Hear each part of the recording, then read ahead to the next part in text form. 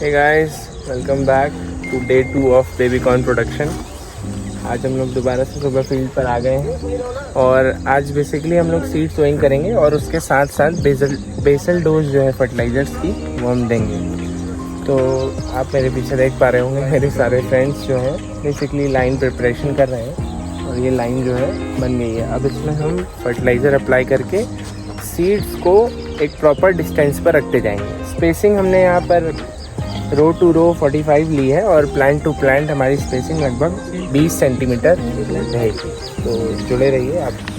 Guys, हम लोग बीज यूज़ कर रहे हैं सिंजेंटा का G5414 बेबीकॉर्न हाइब्रिड सीड है। ये हाइब्रिड सीड में प्रोडक्शन अच्छी रहती है बेबीकॉर्न की।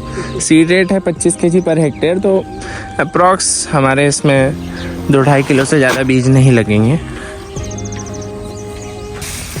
ये हैं फर्टिलाइज़र्स जो हम लोग अभी इसमें डालेंगे।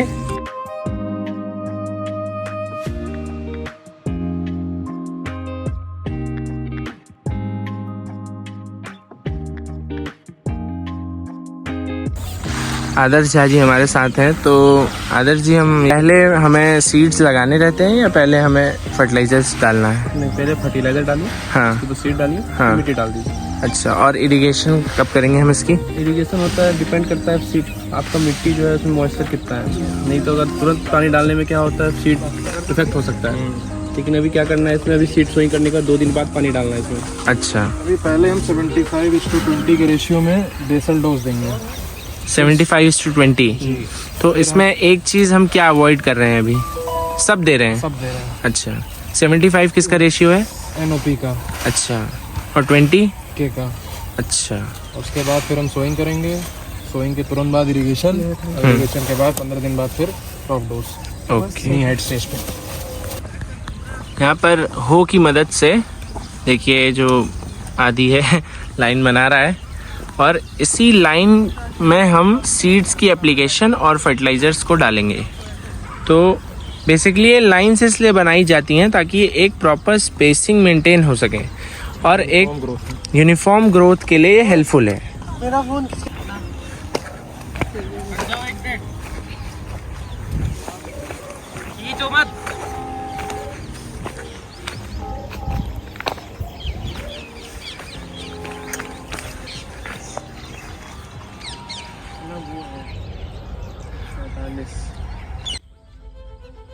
हमारा बहुत मजाक उड़ावे उड़े, बोले भाई इनका कल्चर तो एग्रीकल्चर है।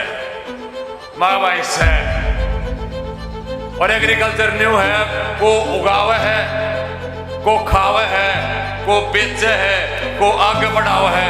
सारा हरियाणा ही नहीं पूरा देश एग्रीकल्चर पे टिका हुआ है। तो हमारा कल्चर बहुत ही एक सुनहरा। अब हमारे जोशी जी आप लोगों को पूरा इन्फॉर्मेशन देंगे कि plant to plant and row to row क्या डिस्टेंस रखी जा रही है सोइंग में। तो आइए जानते हैं इनसे। ऐसे यहाँ पर हमारी रोज़ जो है उनके बीच में 45 सेंटीमीटर की स्पेसिंग है। उसके बाद यहाँ पर 1 2 3 4 5 6 7 रोज़ हमारी बनी हुई हैं। अब हर रो में 20 सेंटीमीटर की प्रॉपर स्पेसिंग पर हम सीड्स लगा रहे हैं। आप देखिए, तो रो टू रो डिस्टेंस क्या है? रो टू रो 45 है। अच्छा, आप थोड़ा बहुत अल्टर कर सकते हैं, कोई इशू नहीं है, लेकिन बेसिकली नॉर्म्स के हिसाब से 45 सेंटीमीटर की रो टू रो स्पेसिंग है और ईच रो में 20 सेंटीमीटर की डिस्टेंस पर एक के बाद एक प्लांट्स लगा रहे हैं। तो ये आपने जो लिया है तो ये मतलब कहीं बुक से देख के मतलब? हाँ, ये तमिलनाडु एग्रीकल्चरल यूनिवर्सिटी की रिकमेंडेशन है, तो उसी के हिसाब से हम चल रहे हैं। तो आप देख सकते हैं यहाँ पे, अगर आप दिखाएंगे तो बीज मैंने डाले हुए हैं। अब यहाँ पे कुछ लोग सोचेंगे कि हमने बीज ज़्यादा क्यों डाले हैं, क्योंकि हर बीज बाद में जर्मिनेट होगा कि नहीं होगा इसकी कोई गारंटी नहीं होती है। इसीलिए 2 से 3 बीज एक जगह पे डाले जाते हैं ताकि इन केस अगर जर्मिनेशन नहीं होता एक बीज का तो दूसरा बीज, या फिर दूसरा नहीं होता तो तीसरा बीज जर्मिनेट हो जाए। एक्सेस प्लांट्स को हम ट्रांसप्लांटिंग के दौरान हटा देंगे और जिन एरियाज़ में पैच बन जाएंगे, खाली पैचेस बन जाएंगे और वहाँ पर सीड्स नहीं ग्रो हुए होंगे, तो उन प्लांट्स को हम यहाँ से ट्रांसप्लांट करके उन खाली पैचेस में शिफ्ट कर देंगे। तो जैसा ही आप लोग जान गए, तो ठीक है, अभी आप हमें जज न करिएगा। हम पहली बार ब्लॉगिंग भी कर रहे हैं और पहली बार हम फार्मिंग भी कर रहे हैं इस लेवल पे, ग्राउंड लेवल पे। तो ये हमारा पहली बार प्रैक्टिकल नॉलेज है फार्मिंग का। तो ठीक है, फिर देखते हैं कैसा ग्रो होता है, क्या हार्वेस्ट आता है हमारा। तो बने रहिए हमारा, देखते रहिए, सपोर्ट करते रहिए हमें। सो गाइस, दूसरे दिन ही हमारा ब्लॉग देख के हमारे फील्ड में आए हुए हैं सीनियर साइंटिस्ट केवीके की तरफ से रोहित भाई। हमारे वर्क का अप्रेजल करने के लिए, हमारे वर्क से इतना प्रसन्न हुए कि पहले ही दिन ब्लॉग देख के फील्ड पे आ गए। सीनियर साइंटिस्ट हैं ये लोग केवीके के, और हमें नॉलेज दे रहे हैं कि हम अच्छी प्रोडक्शन कैसे कर सकते हैं। बहुत कुछ सीखने को मिला सर से। कुछ फार्मर्स भी इनके आए हैं जो हमारी प्रैक्टिकल नॉलेज लेंगे, जो हमने एजुकेशन में बीएससी में पढ़ी है अपनी। अभी तक इन्होंने बस फील्ड वर्क सीखा था, लेकिन अब हमसे ये प्रैक्टिकल नॉलेज लेके और थियोरेटिकल प्रैक्टिकल दोनों नॉलेज लेके कुछ फार्मर्स जाएंगे और इसे फील्ड में अपने अप्लाई करेंगे।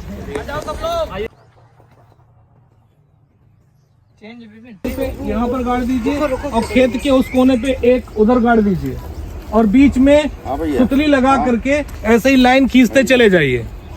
समझ रहे हैं? तो इसी तरीके से लाइन जब बनती चली जाएगी तो आपकी बुआई करने में आसानी हो सकती है। एक दिन आपकी बुआई लेट हो सकती है, लेकिन एक दिन की बुआई लेट होने के उपरांत आपकी 4 महीने की फसल में लगने वाली बीमारियां, होने वाले खरपतवार, सब कुछ ठीक हो सकता है।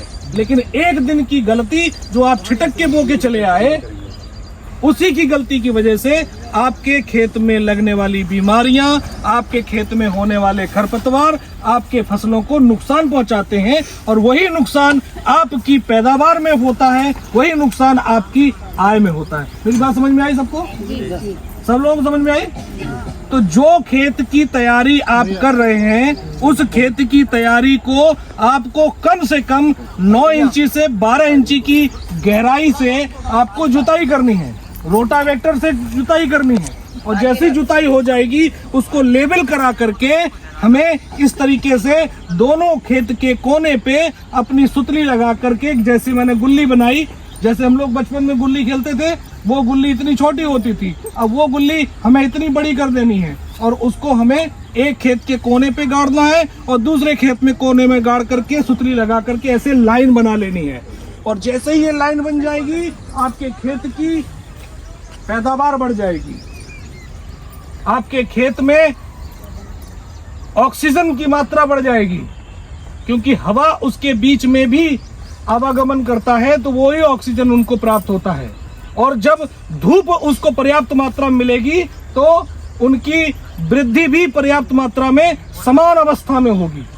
और जब छिटक के बोके चले आते हैं तो हमने जैसे कल क्लास में बताया थ्योरी में कि सभी पेड़ पौधे अपने सूर्य की उपस्थिति में अपना भोजन प्राप्त करते हैं। जब वो छांव में पैदा होंगे तो उनकी वृद्धि रुक जाती है, और जब वृद्धि रुक जाएगी तो दाने भी छोटे होंगे और समान अवस्था में उनकी बालियां भी नहीं बढ़ पाती हैं। मेरी बात समझ में आई?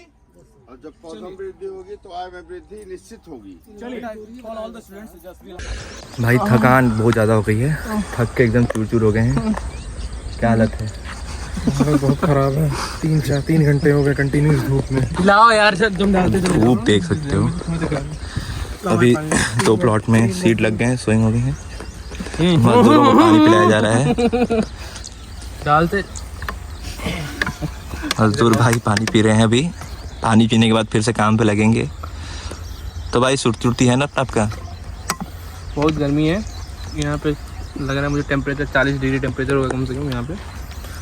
पसीना देख के लग रहा है किसान कितना मेहनत करते हैं खेतों में। एक मुट्ठी धान के लिए हम लोग इतना मेहनत कर रहे हैं। धान के लिए, मक्का के लिए, धान भी एग्जाम्पल है मक्के का भी।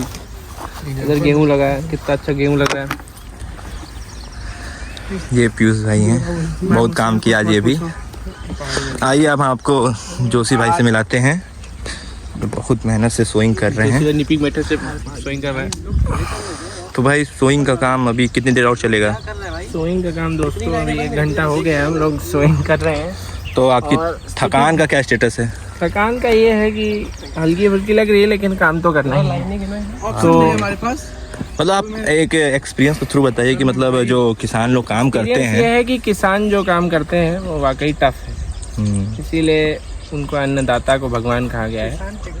तो ऑफ कोर्स खून पसीना एक हो जाता है। अभी इतनी ठंडी, बहुत गर्मी अभी आई नहीं है, लेकिन तब भी हम लोग आप देखिए पसीने से असल में जो हमारा पहाड़ी मजदूर है हिमालयन शिलाजीत लेता है, इसीलिए थकता नहीं है। हाँ बात सही। Cut editor. भी पूछे कुछ थकान का स्टेटस क्या है आपके? थकान बहुत हो रही है यहाँ पर। बस एक गिलास गन्ने का जूस, यहीं चले आइए, ये वाली गन्ने का जूस 20 रुपए चले आइए, इधर चले आइए। So guys that's all for today. अब हम दोबारा मिलेंगे एक नए ब्लॉग के साथ, तब तक के लिए बहुत बहुत धन्यवाद। Don't forget to like share and subscribe. जय जवान जय किसान। जय जवान जय किसान।